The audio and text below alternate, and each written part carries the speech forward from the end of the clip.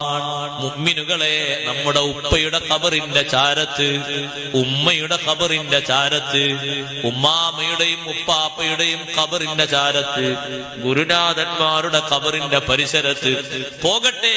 ഏതൊരു മുഅ്മിനായ മനുഷ്യന്റെ ഖബറിന്റെയും സമീപത്ത് ഒന്ന് പോയി നിന്നാൽ അത് ഖബറിൽ കിടക്കുന്ന ആൾക്ക് വലിയ ഈനാസാണ്, വലിയ നേരം പോക്കാണ്, സന്തോഷമാണ്.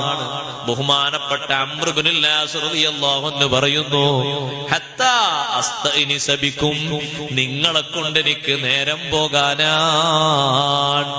നിങ്ങൾ ചുറ്റും അങ്ങനെ നിൽക്കണം. പെട്ടെന്ന് എന്നെ കുഴിയിലേക്ക് വെച്ച് നിങ്ങൾ പിരിഞ്ഞു പോകരുത്. ചില ആളുകളെ സ്വഭാവം അങ്ങനെയല്ലേ, അവരതാ പശുവിനെ മറവ് ചെയ്യും പോലെ, അല്ലെങ്കിൽ ഏതെങ്കിലും ഒരു കുരങ്ങ് ചത്തുപോയാൽ അതിനെ മറവ് ചെയ്യും പോലെ പെട്ടെന്ന് കുഴിയിലേക്ക് അങ്ങ് താത്തിയിട്ട് മണ്ണിട്ടിട്ട് മീസാകല്ല് വെക്കുവോന്നറിയില്ല, അപ്പോഴേക്ക് അവര് സ്ഥലം വിട്ടുപോയി.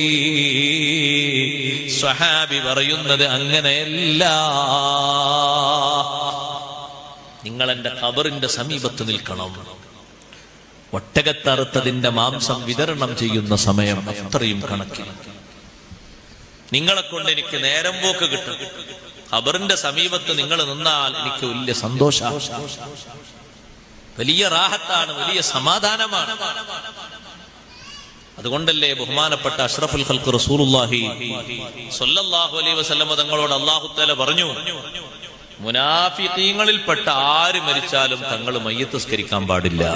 അതുകൊണ്ട് അല്ലാഹ് നിർത്തിയില്ല, വലാ തഖും അലാ ഖബരിഹി, അവരെ ഖബറിന്റെ സമീപത്ത് പോലും നിൽക്കാൻ പാടില്ല. കാരണം തങ്ങൾ അവിടെ നിന്നാ ഉള്ളിലുള്ള ആളുകൾക്ക് വലിയ ശമനല്ലേ, വലിയ സമാധാനല്ലേ, വലിയ സന്തോഷല്ലേ. നിങ്ങൾ നിൽക്കരുത്, അവരെ ഖബറിന്റെ സമീപത്ത് പോലും നിൽക്കരുത്, ജനാസ നിസ്കരിക്കരുത്. ഇന്നഹും കഫറൂ ബില്ലാഹി വറസൂലിഹി വമാതു വഹും ഫാസിഖൂൻ. കപടന്മാർ, അവർ തികഞ്ഞ ഈമാനില്ലാതെ മരിച്ചുപോയവരാണ്. അല്ലാഹുവിലും അല്ലാഹുവിന്റെ റസൂലിലും അവർക്ക് വിശ്വാസമല്ല.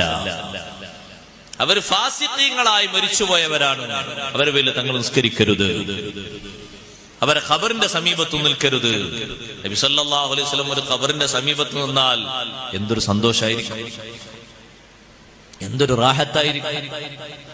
ഇത് കൂടുള്ള കുടുംബക്കാരായ സ്വഹാബിമാരോടും അല്ലാത്തവരോടുമാണ് അംർ ബിൻ ആസ് റളിയല്ലാഹു അൻഹു പറയുന്നത്, നിങ്ങൾ എന്റെ ഖബറിന്റെ സമീപത്ത് നിൽക്കണം. എല്ലാവരും പോയിക്കഴിഞ്ഞാലും കുടുംബക്കാരും ഉറ്റവരും ഉടയവരും കുറച്ചുകൂടി നേരം അവിടെ നിൽക്കണം എന്നാ പറഞ്ഞത്.